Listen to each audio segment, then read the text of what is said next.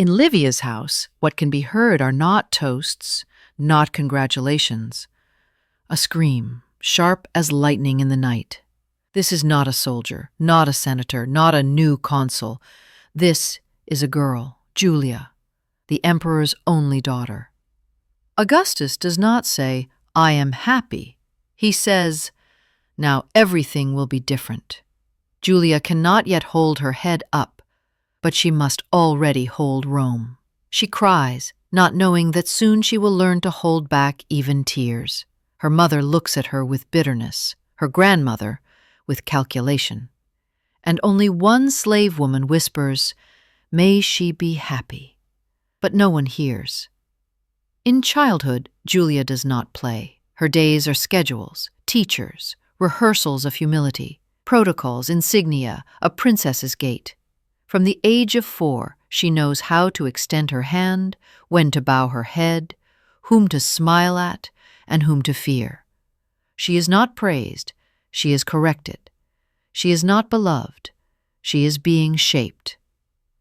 When she turns 6, she is given a doll in bronze armor. Julia does not ask why. She already knows. She is not allowed to be soft.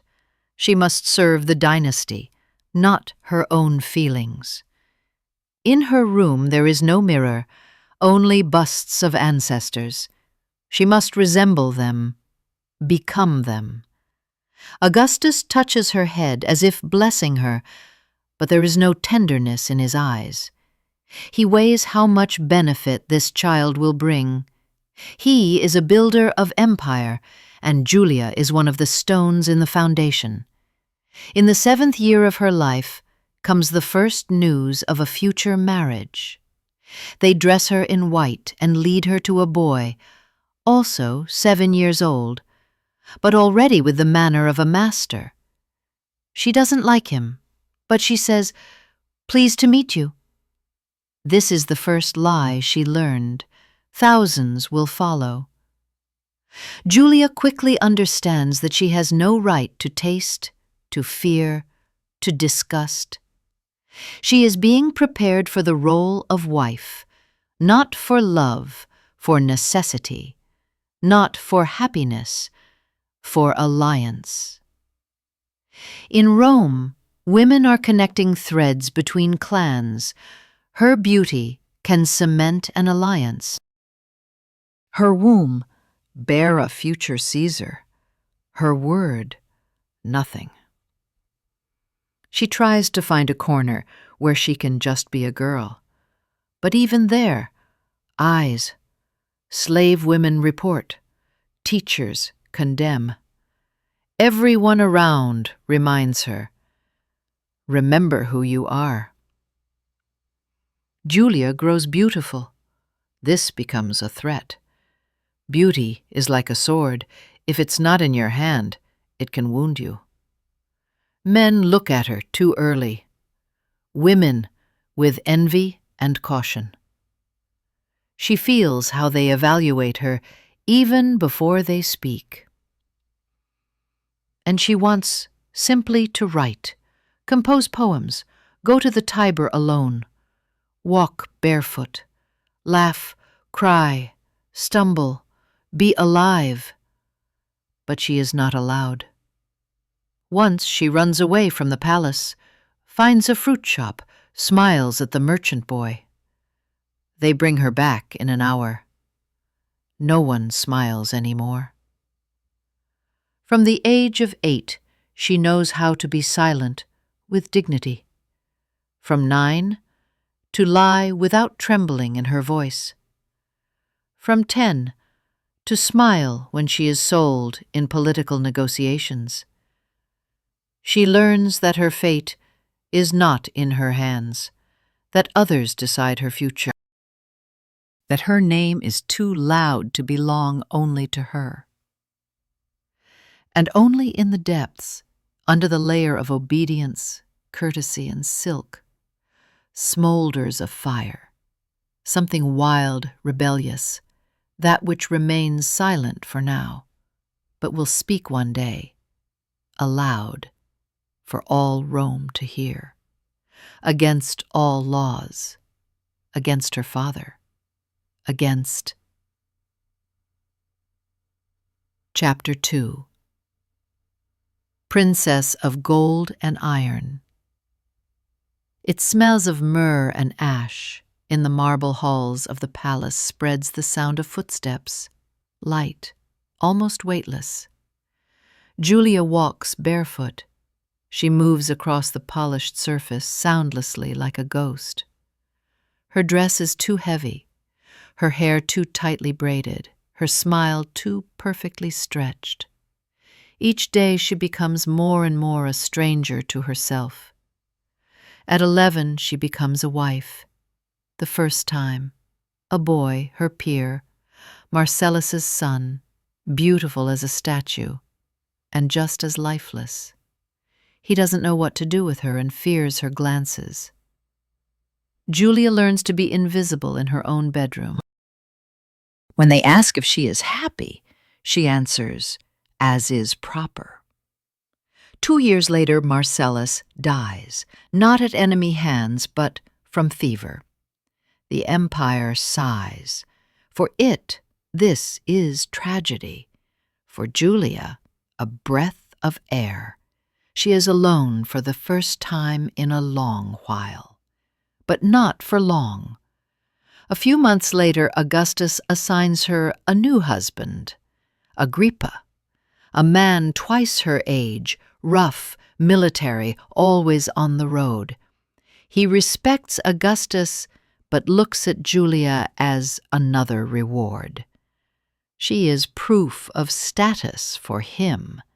He is a wall she cannot pass through for her. He demands descendants. She gives birth, one after another. In public, the perfect mother. Inside, longing. Her days are now filled with maternal duties. Letters she used to write to herself are now addressed to no one. She hides them in secret places, sometimes with drops of tears on parchment. When Agrippa leaves for campaign, she feels freedom, small, temporarily borrowed. She walks through the gardens alone, listens to philosophers her father doesn't approve of, breathes in flower fragrances without caring about her facial expression. She is alive, and she knows how quickly they will take this away. After Agrippa's death, she is ordered to marry Tiberius, silent, gloomy, unloved. Marriage to him is like a cold bath, sharp, humiliating, without warmth. He doesn't speak to her, only demands, only watches. His shadow becomes her everyday life. But inside Julia, everything boils. She is no longer a girl who fears. She is a woman who knows the price of prohibitions. Each night, when the palace sleeps, she writes. First just thoughts, then confessions, then letters to men, real, living ones, those who listen, look, laugh, who want her, not the title. These letters become her breathing, the only way to feel.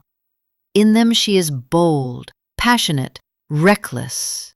She knows this is dangerous, but even more dangerous is being empty. She meets them secretly, in gardens, in altar niches, in the library, where marble muffles sound but not feelings. Each meeting is like a blow to the facade built by Augustus, and each time, returning to the marital bedroom, she extinguishes this light in herself until the next night. Rumors begin to spread. Slave women gossip. Senators glance with interest and fear. Julia pretends not to notice. Her face is a mask. Her step is polished. Her voice is flawless. But in her eyes lives something new, a gaze full of secrets, a gaze that belongs neither to daughter, nor wife, nor mother, only to woman. And this gaze knows that soon it will become a scream.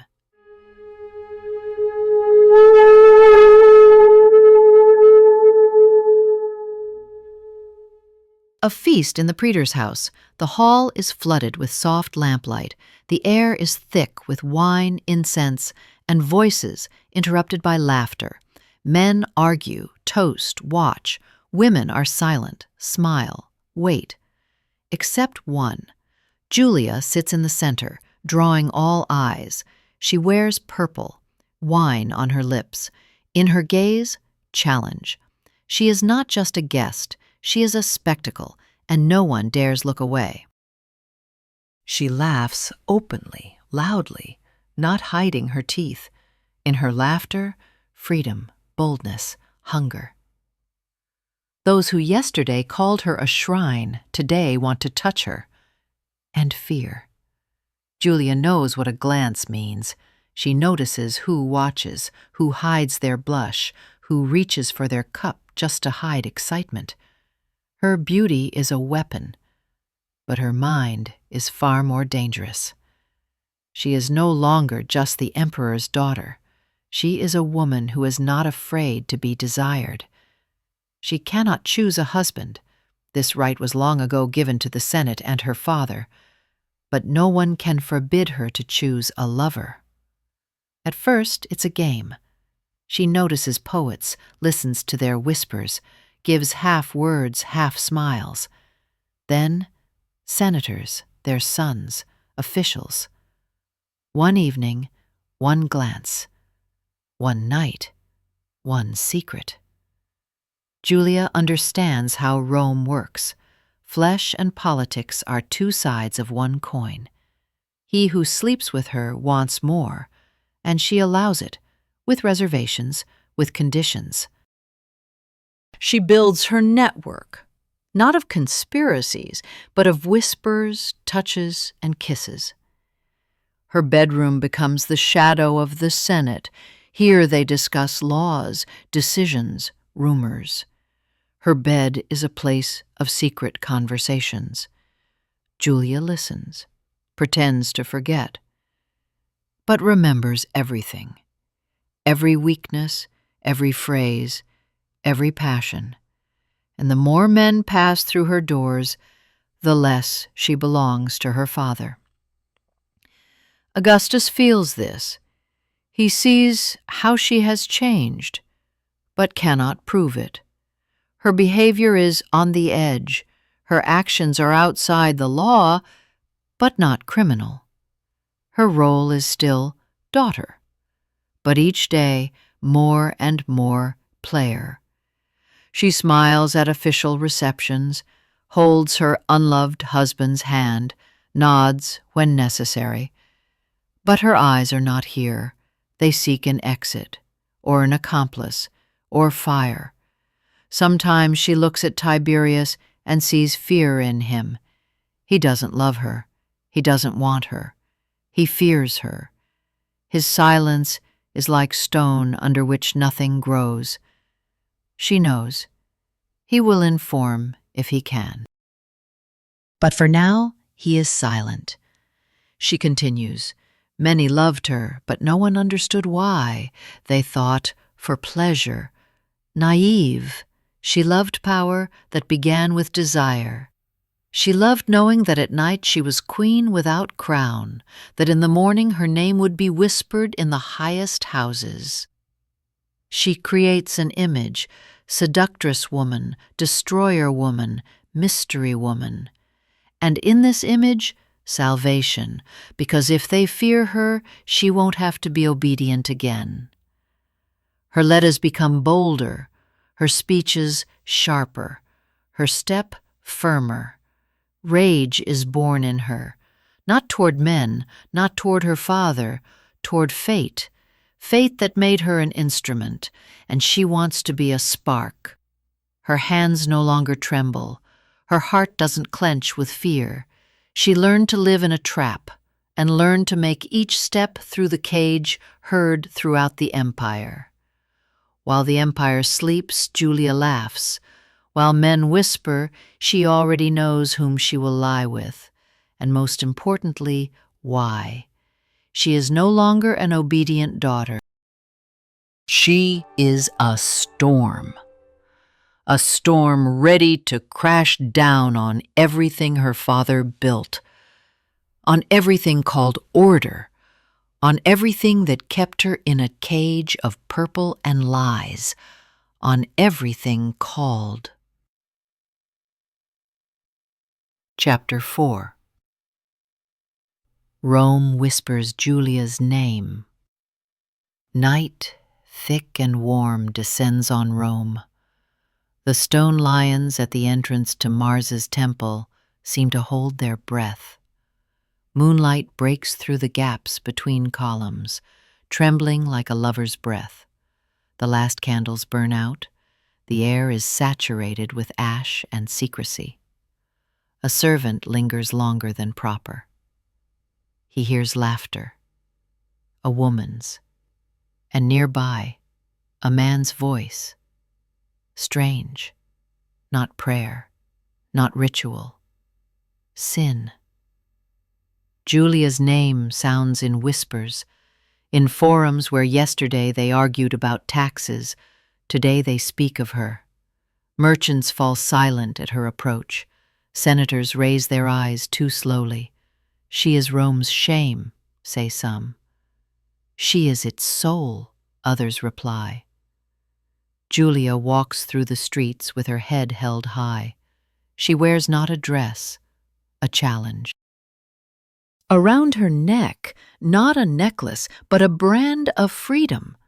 Her gait is like walking on a blade's edge. Each of her steps is a blow to the expectations hung upon her. Augustus rages. He builds an empire of discipline, law, order, and Julia is his opposite. Her life is like a natural disaster, cannot be controlled, can only wait for it to pass or be consumed.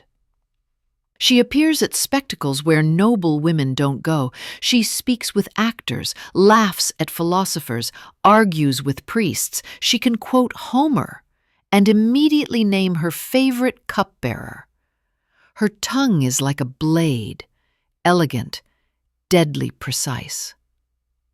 And Rome trembles, because in her is not just debauchery, in her is independence, in her is choice, and this is not permitted to women. Rumors multiply. They say she slept in a temple with an actor. They say she was seen on the Tiber's bank in a man's toga. They say she doesn't pray to gods, but whispers her own incantations. They say, and listen. Because each new word about her is like flame from which it's impossible to look away. Inside the palace, everything is tense. Livia is silent, Tiberius even more so. Even servants have become more careful. The emperor doesn't shout, he observes. His silence frightens more than anger. Julia knows. She feels the air thickening above her, but doesn't retreat. For the first time in her life she is not afraid, because for the first time she is herself. She no longer hides. On the contrary, she goes forward to meet it. At the praetor's reception, she laughs loudest of all. At the victory celebration, she appears in a dress that looks more like fire than fabric. Men swallow saliva, women envy, and she drinks wine and tastes life. Julia doesn't destroy the empire. She lives in the same city as her father, within the same walls, with the same laws, but by her own rules. In her is fire they fear. In her is life they don't know how to control. In her is a reflection of everything Augustus wanted to rid Rome of. But the more they hate her, the brighter she burns. She is no longer just a woman. She is a mirror no one wants to look into. Because in it is truth.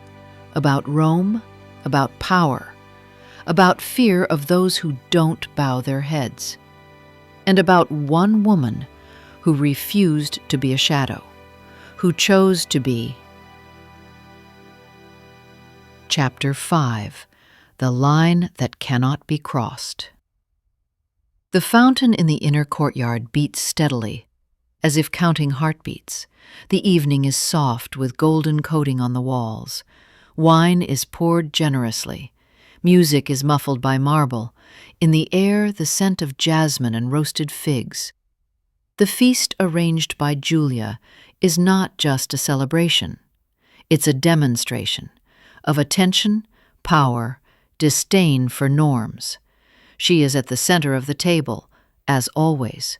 She doesn't hide, she controls.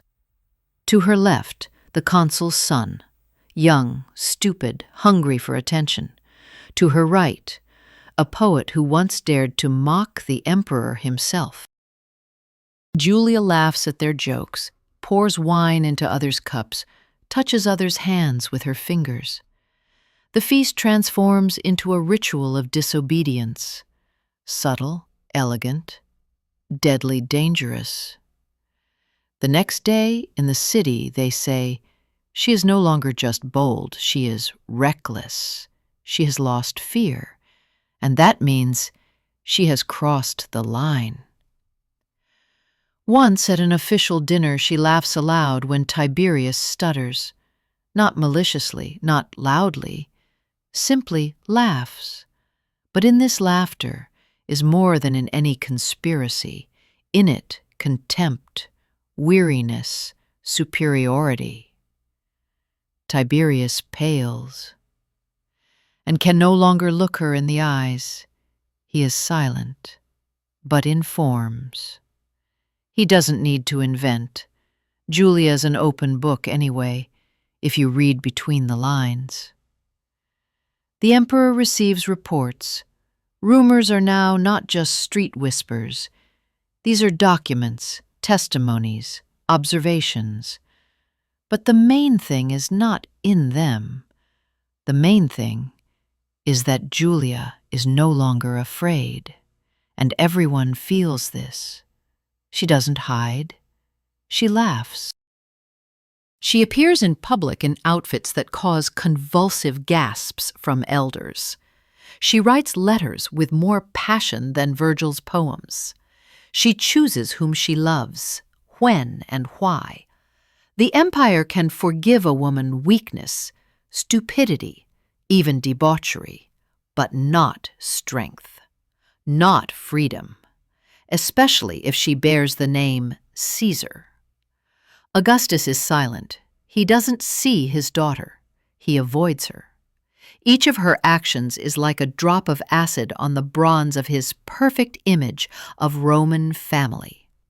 Julia becomes an ulcer that cannot be removed without cutting out one's own heart. In the Senate they whisper, soon there will be an order. And in the city they say, she has gone too far. But no one says she is wrong. She walks on the edge, like a tightrope walker, only the rope is made of blood, and below it the emperor's anger. Each step is a miracle that she hasn't fallen yet. But she is not afraid, because in her eyes there is more light than fear. Julia doesn't want to destroy her father. She simply wants to be herself, and doesn't understand why she must pay for this, why a woman's freedom is always a threat, why laughter can be a crime, why love is rebellion, and yet she feels something is approaching, cold, quiet, not anger, not noise, not scandal, worse, silence. Before a storm there is always calm, and before a fall, the feeling that you are finally flying, because she is no longer just a daughter, not just a wife, not just a woman. She is a challenge, loud, bright, uncomfortable. And Rome doesn't forgive those who speak too loudly. Chapter 6. Fall in one night. Torches tremble in the wind. The night is not black, but gray, as if ash has already settled on the streets. The guard approaches the palace, not loudly, decisively. There are no doubts in their steps. They don't walk, they execute. In the doorways, screams, slave women clutch at walls, one faints, dogs in the courtyard howl. Someone runs, someone hides, someone is silent, as if knowing in advance. In this night, one cannot be alive. Julia wakes from the noise. The first thing she feels is not fear, cold, as if winter struck her chest. She jumps up, barefoot, pale, and already understands everything. Never again will she sleep in this room, never see these columns, these sheets, these patterns on the ceiling. Her life ended while she slept. The door swings open, guard, without words, without explanations. One of them, a youth who once brought her fruit, he doesn't look in her eyes, simply bows his head. Julia is silent, doesn't cry, doesn't scream, only her fingers tremble slightly when she straightens a strand of hair. She goes herself, evenly, straight, as if going to a feast, not to trial. The trial is secret, without witnesses, without defense, without right to speak. Her name is not pronounced aloud. She becomes not a woman, but a case, not a person, but a threat. The empire doesn't tolerate rebels. Especially those who laugh, especially women. The sentence is read dryly. Exile, without right to correspondence, without wine, without protection, without appeals. The clerk draws out the last words as if choking on them. By the Father's will. Julia doesn't ask where. She knows, to where there is nothing. No rumors, no music, no lover's eyes. She doesn't put on mourning. She puts on a bright red dress. Her last blow. Let them remember. Augustus doesn't come, doesn't look her in the eyes. He sits in another hall, motionless. Before him, parchment. His hand doesn't tremble. The signature is precise. He is not a father. He is an emperor. He decides fate the same way he signs a decree about aqueduct construction. In the city, silence. People know, but are silent. No one dares speak of this aloud. No one will dare come to the gates and see her off. Julia rides alone, in a cart without identifying marks, like a criminal, but with chin held high. On the streets, guards avert their eyes. Old men turn away. Young people look furtively and remember. Because even in exile she is beautiful, because even now she is a symbol, no longer of boldness, but of sentence. Julia is no longer a daughter. Her name is crossed out from chronicles. Her portraits are removed from walls. Her speeches are forbidden. Even her children must call her differently. She becomes a shadow, a stain, a memory they try not to recall, but cannot forget. And when the cart disappears around the corner, one of the guards whispers, "She is not exiled. She is erased." But you can erase a name, not fire, not a gaze, not a woman who lived.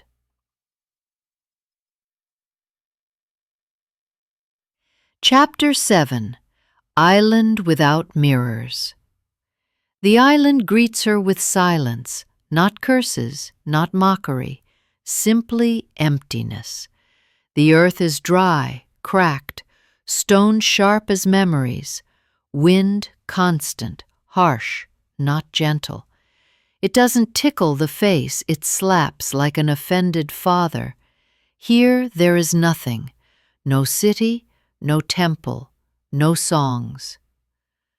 Julia is not accompanied. She is left. like a thing no longer worn, like a dress become uncomfortable. She stands on the shore and looks into the distance. The water is black, the sky gray. Everything the same, everything alien. The house where she is ordered to live is low, without windows. Inside, a dark room, a mat, a jug of water. The guard is silent, doesn't approach. Here there is no threat. She is a threat to herself. The first days she is silent, eats little, sleeps poorly, eyes open even at night, memory blurred like paint on rainy glass. Then comes pain, in the body, in the throat, in the chest. No one beat her, but everything inside hurts. Then tears, not hysteria, quiet, long, like leakage from a crack in a vessel. She goes to the shore, puts her feet in warm sand, inhales and names. She writes them with her finger. Those who called her light of my night, mistress of passions, goddess with eyes of fire.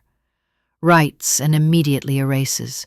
She holds no anger, but cannot hold memories either. Each day repeats. Emptiness, whisper of surf, rough bread, the same sunrise. Sometimes she talks to herself, sometimes to someone who has long been gone. Sometimes she sings, dully, so only she can hear. There are no mirrors here, and thank the gods, because in reflection she wouldn't recognize herself. Julia, whom Rome feared, doesn't exist here. Here there is no purple, no lovers, no gazes that wanted, only a body that was once desired, only a voice that once whispered, dared, laughed. And yet, she is alive, truly, without titles, without masks, without games. For the first time, she owes nothing to anyone, not to father, not to husband, not to people, only to herself. Once she finds a piece of polished metal on the shore, looks into it, sees not a woman, not an exile, not a daughter, but a person, tired, battered, but alive, and whispers, I am here. I still exist. And no one hears, but she doesn't need it. During the day, she warms in the sun like a lizard. At night, looks at stars. Sometimes she thinks, let someone come. Anyone. Sometimes is glad no one comes. She draws a line on the wall, each day a new one. There are already more than 200. Sometimes she dreams of wine, sometimes of the scent of male skin, sometimes simply of touch, but most often of silence, of peace, of freedom. Because only now she understood. Freedom is not when they listen to you, and not when they want you. Freedom is when you don't need to prove anything to anyone, even to yourself, especially to yourself. And in this place where there are no mirrors, no shackles, no words, she feels something strange, silence in her head, peace, and a light tremor on her lips, almost a smile, almost. Chapter 8. When Police Drown in Silence. Letter after letter, first neat handwriting, then confused, then trembling line, broken words, stains, not ink, tears. She writes on her knees by firelight, on pieces of cloth, on scraps of parchment. Father, I am alive. Father, I miss you. Father, I beg. She writes not for an answer, for hope. But letters don't leave, or leave but don't arrive, or arrive but burn without being read. In Rome her name is forbidden, but forgetting doesn't work. People whisper. Market women hide their scarves when they hear about Julia. Young women look in mirrors and imagine what it's like to live without fear like her. Senators, especially those who once held her waist, Now whisper to others, she suffers, maybe enough? Poets write verses without naming names. She is like a bird in a cage made of law. She is like wine spilled on stone, can't be recovered, but still smells. Even the emperor's enemies, those who envied his order, say, this is wrong. She is a daughter after all. But Augustus is not a father. He is stone. He doesn't crack from pity. He doesn't change decisions. He built the empire on discipline. If he breaks in one thing, everything will collapse. Once they ask him directly, at a reception between 2 cups, what about your daughter? He looks past. I have no daughter, a phrase like a knife. It enters legend, repeated in whispers in taverns, at weddings, in squares. I know no such daughter. At this moment, Julia ceases to exist, not in fact, in memory. From her portraits, they erase the face. In chronicles, empty space remains. Her children don't mention mother's name. They are ordered to say she died. And if asked, look at the ground. But memory is stubborn. It lives not in books, but in people, in the slave woman who serves water and remembers how Julia once saved her child, in the legionnaire who was at the feast and still feels her scent, in the old senator who could never burn her letters. On the island, she continues to write, no longer to father, simply into emptiness. I breathed, I loved. I didn't ask for much, only to be myself. Sometimes wind catches her words and carries them away. Sometimes rain erases them. Once a piece of board floats to shore. On it, a scratched name. Hers. Someone somewhere still remembers, still believes. But this is not enough. Julia no longer hopes and doesn't pray. She looks at the sky and thinks that even the stars probably no longer know her name, but in her still glows fire, not of hope, of stubbornness. She is not a ghost, not a mistake, not a shadow. She is a woman who was erased, but who cannot be destroyed, because even in exile she was still herself. And this is her crime, and her victory, and her... Chapter 9. Death of the woman Rome feared. Night, most ordinary, without storm, without signs, without screams, just night. Julia lies on her bed, hard, covered with a worn blanket that was once crimson. Her eyes are open, but no longer see. No one is nearby, no guard, no servant, no stray dog wandered from the shore. She dies in silence, without candles, without songs, without farewell. Her body will be found in the morning. The guard will pretend to be surprised, then indifferent will send word to Rome, not solemn, not urgent. Died, without incident. No one cries, no one declares mourning, no one puts on black, but even Julia's death is a challenge. Because she didn't die with submission. She died without asking forgiveness, not repenting, not regretting her actions. She died as a woman who lived as she wanted.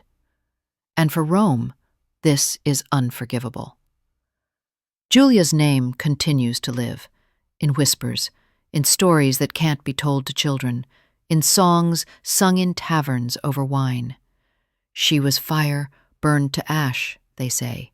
She was freedom in woman's guise, others reply. Women, chopping greens at the hearth, remember her voice. If I could be like that, whispers one. If we had even half her boldness, says another. Men remember her differently. In goblets, in dreams, in comparisons. None after her seemed so alive. None caused desire and fear simultaneously. Because Julia was not a body, she was a hurricane. Poets, in love with the word itself, cannot not write about her, even if forbidden, even if punishable. They hide her image under fictional names, under masks of goddesses, witches, furies. But readers know who she is, know whose breath sounds between the lines. Rome officially keeps silent about her, but Rome is not walls, not laws, not marble busts. Rome is people, and people remember and whisper. Julia is not just a woman, she is a curse on the empire's conscience, a shadow that falls even on the purest column, a gaze still caught in mirrors. She was uncomfortable, uncontrollable, unforgivable, but she was herself, and therefore Rome feared her, and therefore couldn't forget, and therefore... Chapter 10. Symbol that outlived father and empire. Time erases much. Names of generals, emperors' decrees, stone arches built on blood, all this crumbles, falls apart, disappears in dust. But not Julia's name. Hundreds of years later it sounds again, in the mouths of women tired of silence, in books that again seek truth, not convenience, in plays where the heroine is not victim, not decoration, but the heart of the story. Sometimes she is called a harlot, sometimes a witch, sometimes a saint unrecognized by the church. Each era sees its own in her. Some say, this is what debauchery leads to. Others, this is what happens when a woman stops being afraid. Third, are silent and simply listen, because in her story is not depravity, but will. Julia became a symbol, not of ideal daughter, not of holy mother, not of great queen, but of a woman who didn't break. She didn't submit when forced, didn't beg when rejected, didn't hide when cursed. She loved whom she wanted, drank when she wanted, chose as she wanted. And for this she was exiled. But precisely for this she won. The empire built on suppression couldn't hold her spirit. The father who created laws couldn't erase her voice. Men who dreamed of submission got a storm. Historians trying to forget still recorded. Julia became not just a name, she is a mirror for women seeking freedom, for fathers fearing boldness, for empires unable to forgive.